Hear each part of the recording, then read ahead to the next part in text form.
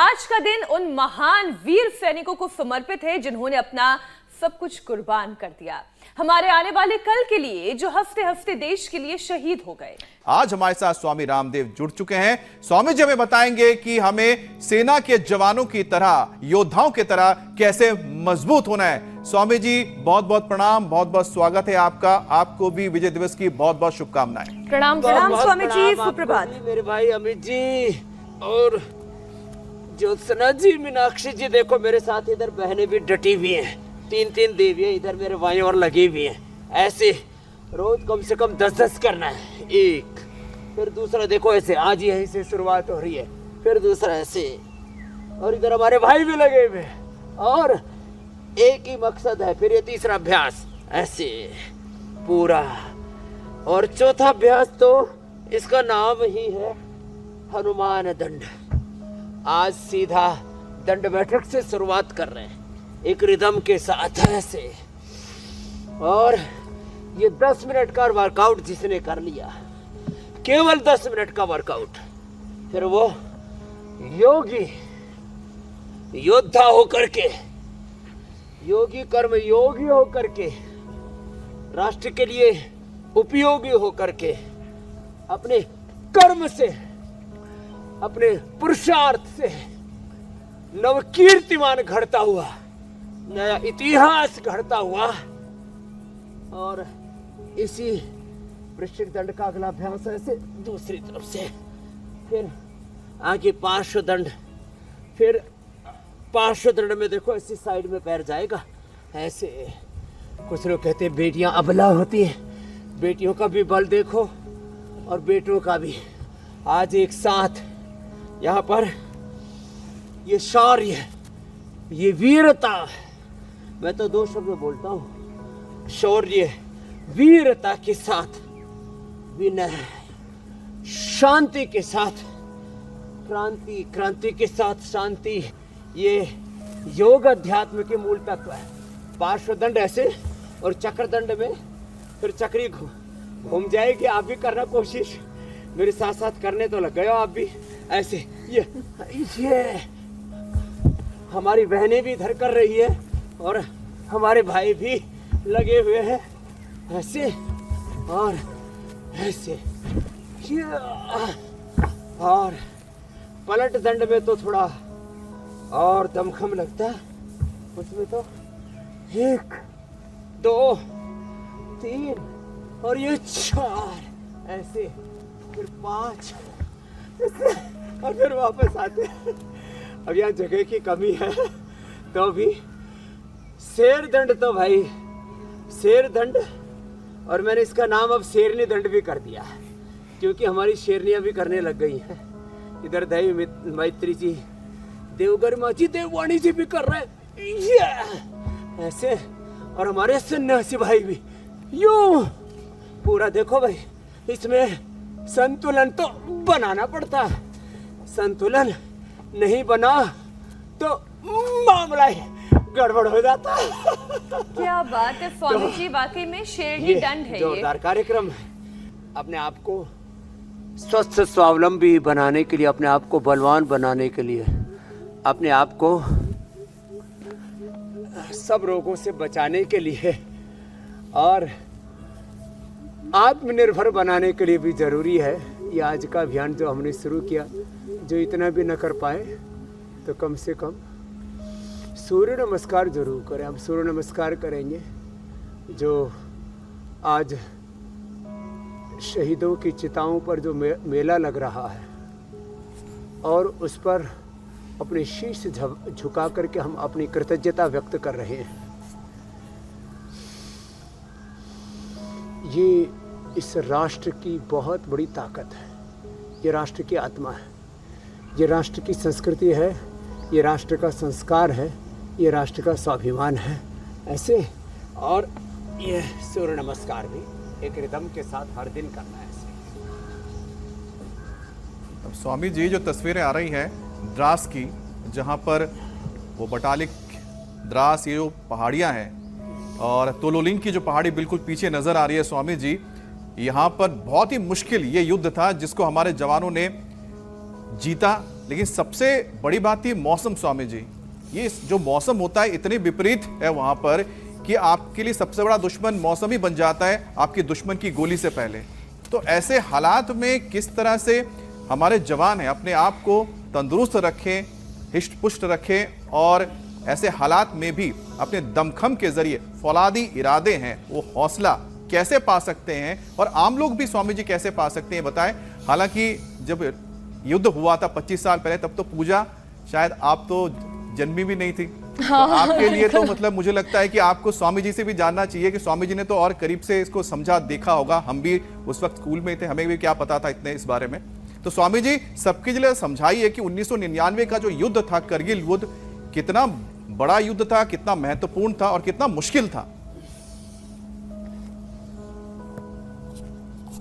देखो उस समय हम भी योग की क्रांति के चरम पर थे।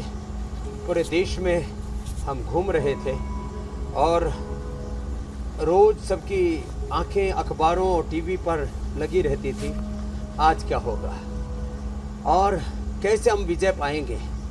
तो पूरे देश में एक राष्ट्रभक्ति का एक ज्वार सा उमड़ रहा था और उस शौर्य वीरता पराक्रम के बीच में, उन जज्बातों के बीच में, शहीदों की शहादत के बीच में विजय के पथ पर हम आगे बढ़े जा रहे थे। और एक बार तो यहाँ तक हो गया था कि शायद पूरे पाकिस्तान के नापाक इरादों को ख़त्म करने के लिए उस पर युद्ध ही क्यों न कर दिया जाए। तो हमारी अधिकतम सेना अपनी सीमाओं पर पहुँच चुकी थी और कभी भी युद्ध का ऐलान तक हो सकता था। उन परिस्थितियों के बीच में हमारे सैनिकों ने विपरीत मौसम के बावजूद जो कीर्तिमान रचा विजय का, वह सच में इस देश के इतिहास में तो स्वर्ण अक्षरों में लिखा जा चुका है। आने वाले समय में भी हमारी सेनाएं उससे प्रेरणा लेती रहेंगी और हम उन शहीदों की शहादत को, उनके जज्बातों को, उनकी शौर्य वीरता पराक्रम को नमन करते हुए और जो विजय हमने पाई। देखो छत्रपति शिवाजी महाराज कहते थे युद्ध जो है मात्र शहादत देने के लिए नहीं होता, उसमें कुछ लोगों की शहादत आहुति तो लगेगी, लेकिन युद्ध विजय के लिए होता है। तो ये कारगिल विजय की रजत जयंती पर आज हमारे जहाँ देश के प्रधानमंत्री जी वहाँ पहुँच रहे हैं, जो एक सच्चे राष्ट्रभक्त हैं, एक देवतुल्य, एक ऐसे प्रधानमंत्री हैं जो राष्ट्र धर्म को, राष्ट्र हित को सर्वोपरि रखते हैं और राष्ट्र हित के लिए जवानों से लेकर के, किसानों से लेकर के, महिलाओं से लेकर के हर वर्ग जाति समूह, चाहे वो ब्राह्मण क्षत्रिय वैश्य शूद्र दलित आदिवासी वनवासी, हर भारतवासी के हित के लिए हिंदू मुसलमान सिख ईसाई जैन बौद्ध किसी भी जात पात के भेदभाव के बिना पूरे देश को जिस तरह से आगे बढ़ा रहे हैं, यही राष्ट्रीय एकता संप्रभुता और राष्ट्र की आज़ादी का मतलब होता है कि हम अपने देश को सबसे ऊपर रखें। जाति से ऊपर देश है, मुझसे भी ऊपर मेरा देश है। हम किस बात को कितनी प्राथमिकता देते हैं। मेरे लिए इस्लाम सर्वोपरि नहीं है, ईसाईयत सर्वोपरि नहीं है, सिखिज्म जैनिज्म बुद्धिज्म हिंदुज्म सर्वोपरि नहीं है। मेरे लिए राष्ट्र सर्वोपरि है। राष्ट्र बचेगा तो मेरा मजहब, मेरा पंथ, मेरा विचार, मेरा संस्कार, मेरी संस्कृति, मेरा स्वाभिमान, मेरा घर परिवार बिजनेस व्यापार सब कुछ बचेगा। राष्ट्र नहीं रहेगा तो कहाँ कोई मत पंथ, कहाँ कोई जाति वर्ग समूह, कहाँ कोई देश, कहाँ कोई संस्कृति, कहाँ कोई सभ्यता बचेगी। इस भाव चेतना को हमें जीना और हमारे देश के प्रधानमंत्री जी इस भाव चेतना को जीते हैं। अभिनंदन है ऐसे प्रधानमंत्री का और सौभाग्य इस भारत भूमि का ऐसे प्रधानमंत्री हमें मिले। स्वामी जी, लेकिन अगर शरीर दुर्बल हो तो मन भी कहीं ना कहीं कमजोर होने लग जाता है और फिर वो सारी चेतना, वो भाव धीरे धीरे शून्य होते चले जाते हैं। इसलिए स्वामी जी, अगर सेहत है तो समृद्धि भी है, शांति भी है और हमारे सेनानियों का शौर्य भी तभी है जब अच्छी सेहत है। तो स्वामी जी देखिए, सेहत के लिए जो मिशन आपने चला रखा है, आपने कहा वो दौर था जिस वक्त आप भी अपने योग की क्रांति के चरम पर थे और एक बड़ी अलख जगाने के लिए पूरे देश में आप भ्रमण कर रहे थे। स्वामी जी, जब हम सेहत की बात करते हैं, अमित ने जिक्र किया मौसम, विपरीत मौसम, विपरीत परिस्थितियों में अपने शरीर को साध कर रखना, ये कैसे संभव होता है? देखो, इसको तो मैं हर दिन जीता हूँ मीनाक्षी। सर्दी, गर्मी, आंधी, वर्षा, तूफान। आंधी, वर्षा, तूफानों में कभी नहीं भय खाए हैं। जब हो संकट देश धर्म पर अपना फर्ज निभाएं, प्राण भले ही जाए। सतपथ से, राष्ट्रपथ से, योग पथ से, सनात पथ से पीछे नहीं हटना है। अभी तो और संभलना है। हमें शहीदों के, क्रांतिकारियों के, वीर वीरांगनाओं के, ऋषि ऋषिकाओं के सपनों को पूरा करना है। तो देखो, ये बात तो सही है, वीर भोग्या वसुंधरा।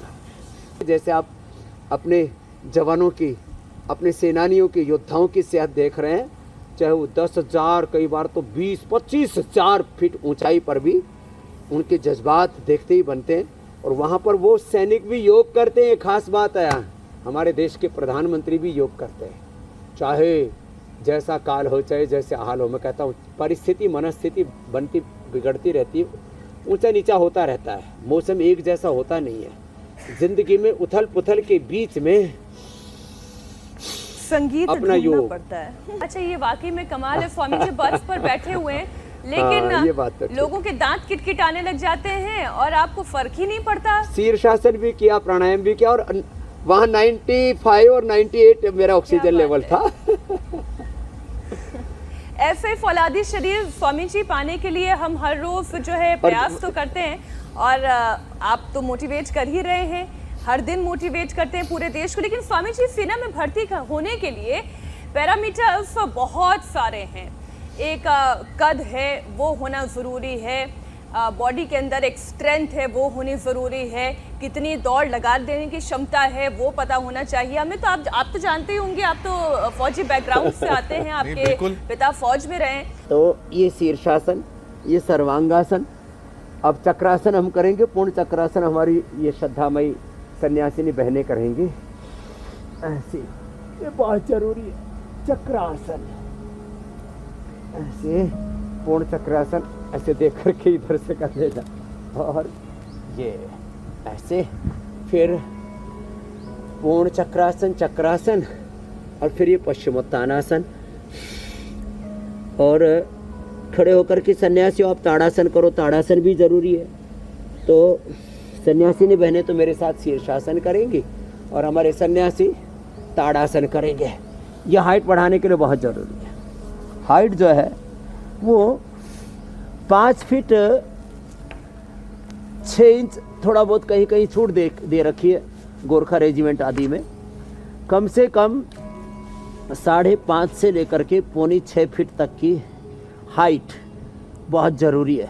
उसके लिए ये 5 आसन, कुछ जवान दौड़ लगाते हैं और भी एक्सरसाइज करते हैं, लेकिन जो है वो हाइट बढ़ाने के लिए 5 आसन नहीं करते। कम से कम ये 5 आसन तो शीर्षासन, सर्वांगासन, हलासन, चक्रासन, पश्चिमोत्तानासन, फिर खड़े होकर के ताड़ासन, तिर्यक ताड़ासन, ये बहुत ज़रूरी है। और फिर जो कर सके इसके बाद ताड़ासन, और फिर जो कर सके ये उष्ट्रासन। मैं तो उष्ट्रासन कर रहा हूँ, ये हमारी श्रद्धामयी बेटियाँ ये पूर्ण उष्ट्रासन कर लो जी आप। उष्ट्रासन, पूर्ण उष्ट्रासन, ये बहुत ज़रूरी है।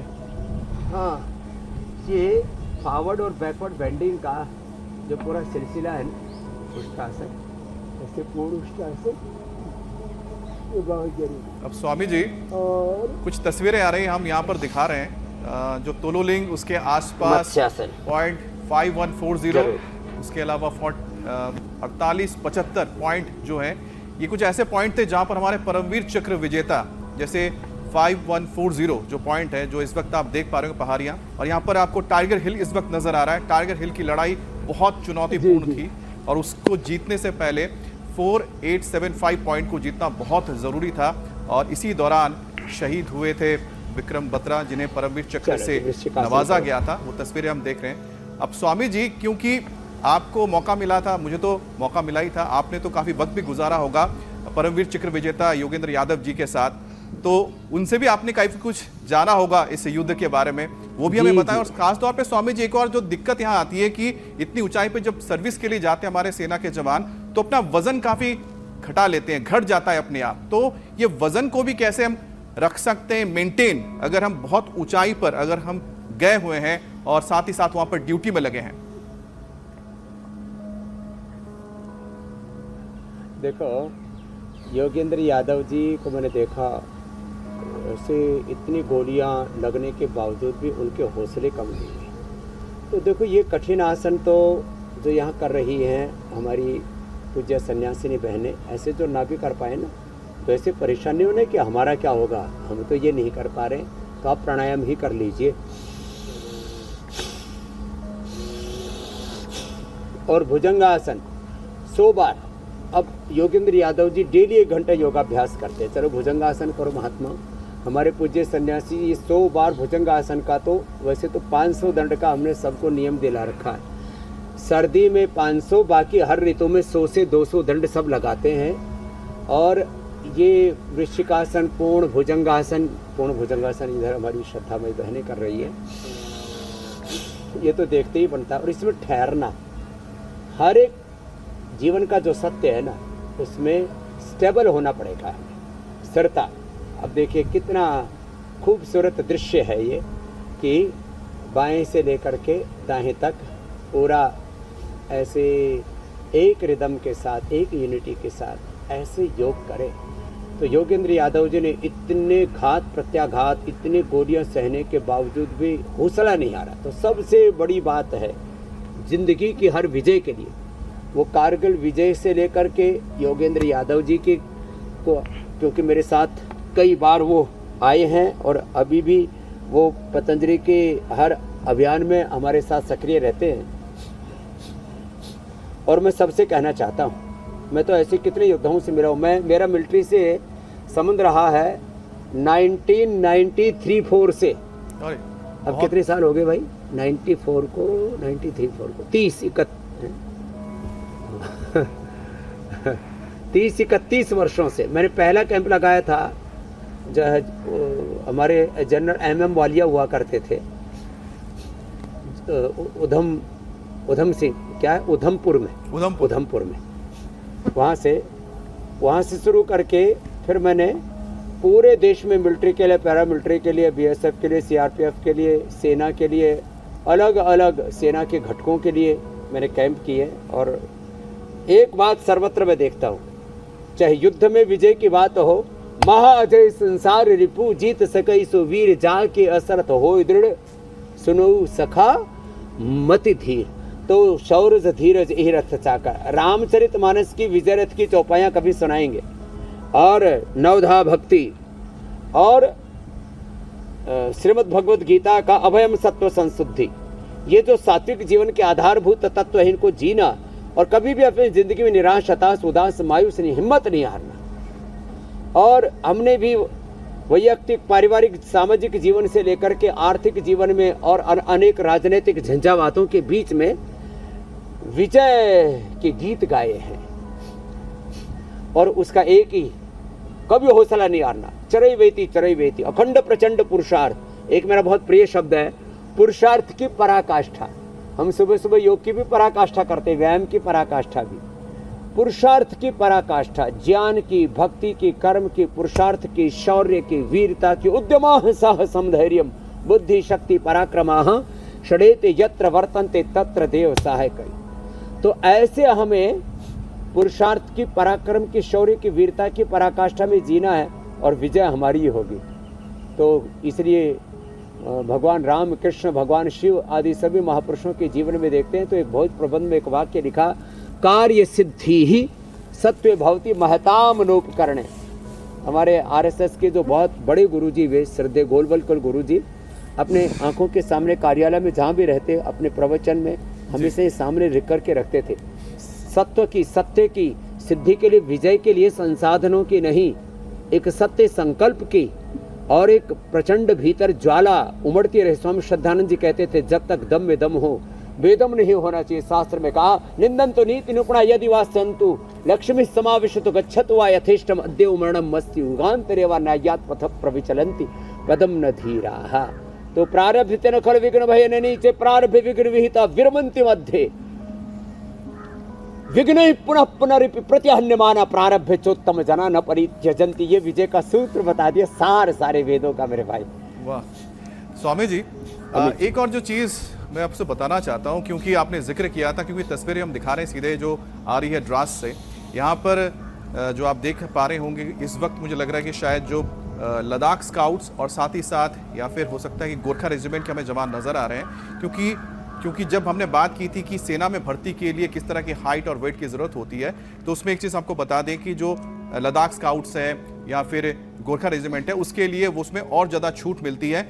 मैंने जिक्र गोरखा रेजिमेंट का इसलिए किया क्योंकि परमवीर चक्र विजेता मनोज पांडे जी जो थे वो उत्तर प्रदेश के सीतापुर से आते थे, लेकिन उनकी एक बड़ी खासियत ये थी कि 5 फुट 6 इंच के थे, लेकिन उन्होंने जो कारनामा किया वो अपने आप में बहुत बड़ा है। स्वामी जी, उन्हें बॉक्सिंग और साथ ही साथ जो बॉडी बिल्डिंग का बड़ा शौक था, और जिस वक्त वो करगिल में लड़ाई के दौरान उन्हें पोस्टिंग दी गई थी, बस सियाचिन से अपने यूनिट के साथ नीचे उतरे थे और सियाचिन से उतरते ही उनको भेज दिया गया था द्रास के इलाके में युद्ध के लिए।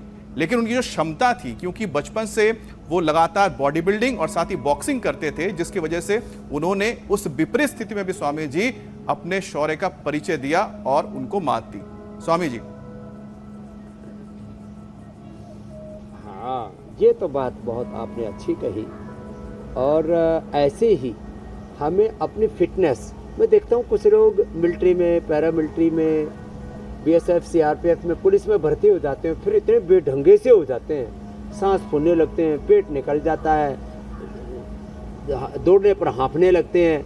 और थोड़ा सा एक कठोर बात भी सन्यासी होने के नाते कहना चाहता हूँ, कुछ हमारे जवान ना बहुत ज़्यादा दारू पीने लग जाते हैं। मैं तो कहता हूँ बहुत ज़्यादा, क्या क्यों पिए दारू? ये तो अंग्रेजों ने हमारे मिलिट्री पैरा मिलिट्री को, हमारे फोर्सेज को सिखा दिया। मैं तो चाहता हूँ हमारे मिलिट्री में, पैरा मिलिट्री में, हमारे फोर्सेज में, पुलिस में ये बीड़ी, सिगरेट, शराब ये तो पूरी तरह प्रतिबंधित होने चाहिए। अब ये कोई नया बखेड़ा हो जाएगा, मैं ऐसे कोई और बोल दूंगा तो, लेकिन स्वामी जी कोई कुछ लोग बखेड़ा तो होने नहीं 100% देते इन सब चीज़ों से दूर रहते हैं। आज क्योंकि सेना के शौर्य की बात हम कर रहे हैं और इतने अच्छे अच्छे किस्से हमें यहाँ सुना रहे हैं। स्वामी जी, स्टडी एक ये कहती है कि 18 से 24 साल के ज्यादातर युवा अपना वक्त सोशल मीडिया पर बिताते हैं। स्वामी जी, कई सारे सेनानी जो शहीद हुए उनमें से मात्र 24-25 साल के ही थे, और आज की जो 24-25 साल के युवा हैं वो क्या कर रहे हैं? सोशल मीडिया पर अपना वक्त बिता रहे हैं, शॉर्ट्स देख रहे हैं, रील्स देख रहे हैं, और फिर बैठे बैठे गैजेट्स के साथ इन्वॉल्व होते होते उनका मोटापा तेजी से बढ़ जाता है। अलग अलग प्रकार के प्लेटफॉर्म, बिल्कुल। तो देखिए, ध्यान डाइवर्ट करने के लिए तो बहुत सारे भंग करने के लिए बहुत सारे मौके हैं और बहुत तरीके के गैजेट्स भी हैं, लेकिन एकाग्र करने के लिए एक ही तरीका है, वो ये कि वो योगाभ्यास किया जाए। तो स्वामी जी, मोटापा घटाने के लिए क्या क्या करना चाहिए जिससे एथलीट जैसी फुर्ती भी बनी रहे?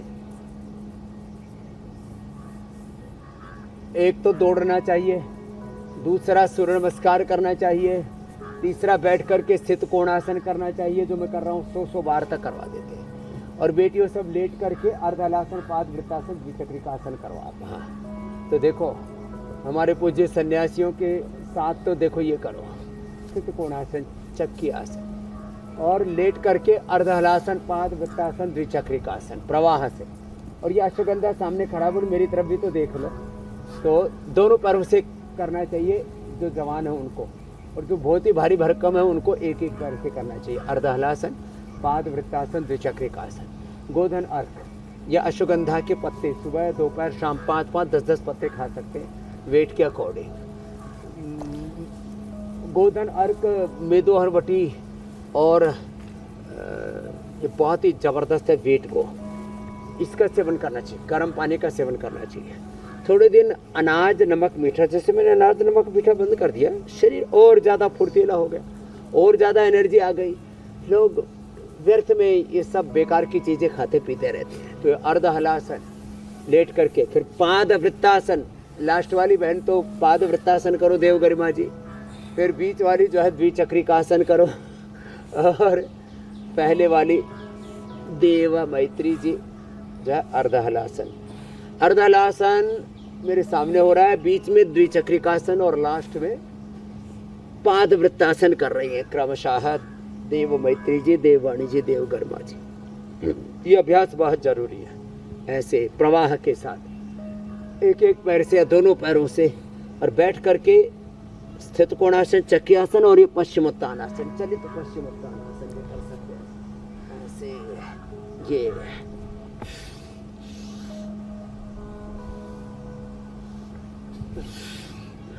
अब इन अभ्यासों को थोड़ा अधिक करना पड़ेगा। लोग थोड़ा सा करते हैं और फिर छोड़ देते हैं, ऐसे बात नहीं बनेगी। और प्राणायाम भी देखो, ये अभ्यास तो लाभ करेंगे करेंगे, प्राणायाम भी वेग पूर्वक ऐसे करना चाहिए। देखो, वेग पूर्वक प्राणायाम करने से वेट घटता है, शुगर कंट्रोल आती है, कैंसर ठीक होता है, इम्यूनिटी अच्छी होती है, और फेफड़ा तो जो 2400 किलोमीटर लंबा हमारे जो पूरा रेस्पिरेटरी ट्रैक है, तब पूरा एकदम मजबूत हो जाता है।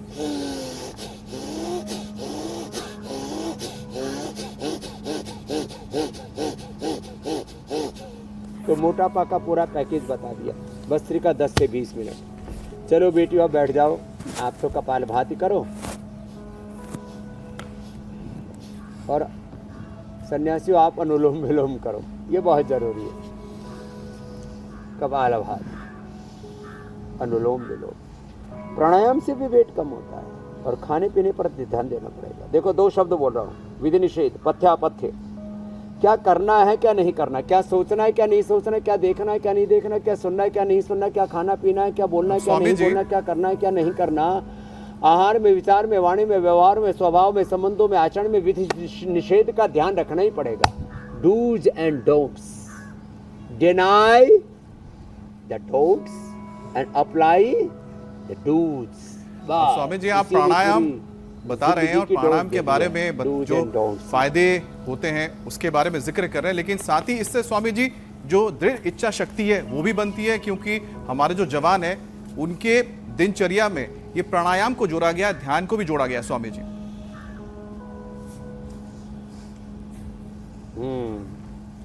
ये बहुत जरूरी है।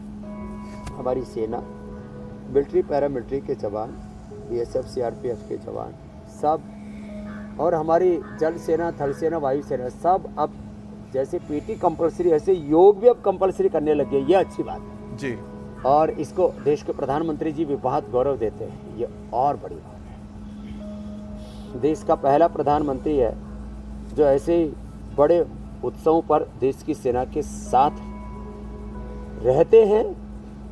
ऐसे प्रधानमंत्री हैं जो ऐसे हमारे गरिमापूर्ण अवसरों पर हमारे शौर्य, वीरता, पराक्रम, देश की एकता, अखंडता और संप्रभुता के लिए जो विशेष मौके होते हैं उन पर देश की सेनाओं के साथ रहते हैं। यहाँ तक कि दिवाली पर, रक्षाबंधन पर, विशेष त्योहारों पर देश की मिलिट्री, पैरामिलिट्री के साथ रहते हैं और योग करते हैं, और सब जगह एक योग का वातावरण बना है, और इससे जवानों में उत्साह रहता है। नहीं तो कई बार ऐसी घटना देखने को मिली थी कि मिलिट्री, पैरामिलिट्री में भी जवानों का स्ट्रेस बढ़ गया, बहुत कई बार अकेलापन आ जाता है, जब महीनों महीनों तक बिना परिवार के, घर परिवार से, माता पिता से, पत्नी से, बच्चों से दूर, परिवार से दूर। हमारी बेटियां भी हैं मिलिट्री में, पैरामिलिट्री में। यह बड़ी बात हो गई है कि बेटियां हमारी, वो भी अपने पति से, बच्चों से दूर, और वो रहती है तो उनका संबल बनता है योग। आप सोचिए जरा, छोटे छोटे मासूम बच्चों से दूर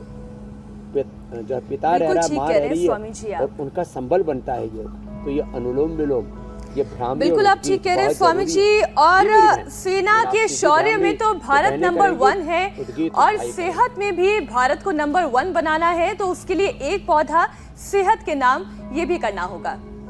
तो स्वामी जी, आज कौन सा पौधा है जो सेहत के नाम आज आप रोपने जा रहे हैं? हाँ, ये आपने एकदम सही कहा। भारत की सेना पूरे विश्व में सर्वश्रेष्ठ है, और भारत की प्रकृति, भारत की संस्कृति, भारत के पेड़ पौधे भी सर्वश्रेष्ठ हैं। तो आज पौधा लगा रहे अश्वगंधा का, एक पौधा सेहत के नाम इस आंदोलन में। और एक तो ये अश्वगंधा का बड़ा पौधा ऐसे गमले में लगा सकते हैं आप ऐसे, और ये अश्वगंधा के जो पत्ते हैं ये मोटापा घटाने में, कोलेस्ट्रॉल को घटाने में, और अश्वगंधा के जो बीज हैं वो स्किन डिजीज से मुक्ति पाने में, और अश्वगंधा का जो रूट है, अश्वगंधा का जो रूट है वो वजन जिनका कम है, अश्वगंधा का रूट वजन, अश्वगंधा की जड़ का पाउडर, अश्वगंधा चूर्ण उसको बोलते हैं। तो हमने ये खुरपी से खोदा और खोद करके और फिर ये पौधा लगा दिया। ये अश्वगंधा का पौधा बहुत ही ज़बरदस्त है और ये बड़ा हो करके फिर देखो ऐसे हो जाता है जैसे आप दाईं तरफ देख रहे हो।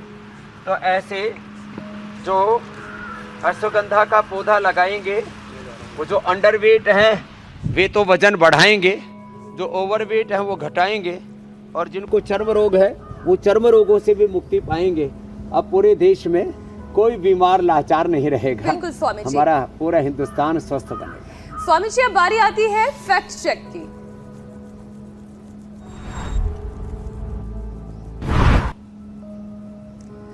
स्वामी जी, बहुत सारे वायरल दावे ऐसे हैं जिसकी सच्चाई हम आपसे जानते हैं। ऐसा ही एक वायरल दावा इस वक्त जो सोशल मीडिया पर बड़ा वायरल है वो ये है कि शहद, देसी घी का नुस्खा इस्तेमाल करने से आंखों की रोशनी बढ़ जाती है। तो स्वामी जी, ये शहद और देसी घी का नुस्खा, क्या इससे आंखों की रोशनी बढ़ती है? हाँ, ये एकदम सच्चाई है। आंखों में शहद डालो, शहद घाव को भी भरता है बहुत जल्दी। पीने में उसको शीशम के, पीपल के, बेल के पत्तों के रस में मिला करके थोड़ा पी लेना, या एलोवेरा के जूस में पी लेना, अंदर का घाव भर देगा। घाव जहाँ हो रहा है वहाँ शहद लगा दो। ये तो हमने एम्स में भी जो है इसके ऊपर रिसर्च किया। तो घाव को भी भरता है शहद और आंखों की रोशनी को भी बढ़ाता है। युगों युगों से हमारे आंखों में शहद डाला जाता है और गाय का घी डाला जाता है, और उसमें भी महात्रिपुरा घृत श्रेष्ठ होता है। और गाँव में एक कहावत भी है, भाई इसने तो मेरी आंख में घीसा घाल दिया। तो आज का ये जो दावा है ये सच है। बाकी वायरल दावे झूठे भी बहुत निकलते हैं। पूरे देश को हम झूठ से भी बचाते और सच से अवगत कराते। स्वामी जी, अब बात योग चैलेंज की।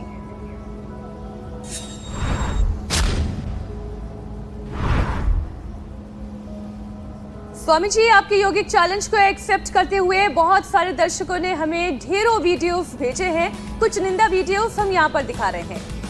साइली पुणे से, एकता नोएडा से, कोलकाता से भी एक तस्वीर आई मृदुला की, दीपाली अमरावती से, अंजलि जबलपुर से।